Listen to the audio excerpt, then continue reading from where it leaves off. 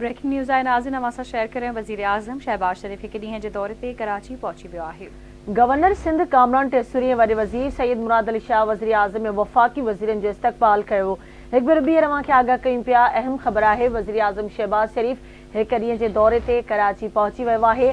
Governor Sindh Kamran Khan टेसूरी ऐं वॾे वज़ीर सैयद मुराद अली शाह वज़ीर आज़म ऐं वफ़ाक़ी वज़ीरनि जो इस्तक़बाल कयो आहे। वज़ीर आज़म शहबाज शरीफ वफ़ाक़ी वज़ीरनि सां गॾु कराची जे हिकु ॾींहं जे दौरे ते पहुची चुको आहे। गवर्नर सिंध कामरान टेसूरी वॾे वज़ीर मुराद अली शाह वज़ीर आज़म जो इस्तक़बाल कयो आहे।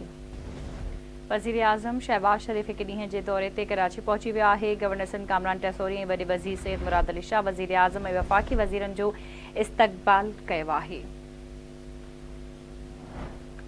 हिकु भेरो ॿीहर अवां खे ॿुधायां, वज़ीर आज़म शहबाज शरीफ कराची पहुची वियो आहे। सिंध जे वॾे वज़ीर सैयद कामरान खान टेसूरी ऐं ॿिनि वज़ीर आज़म शहबाज शरीफ जो इस्तक़बाल कयो आहे।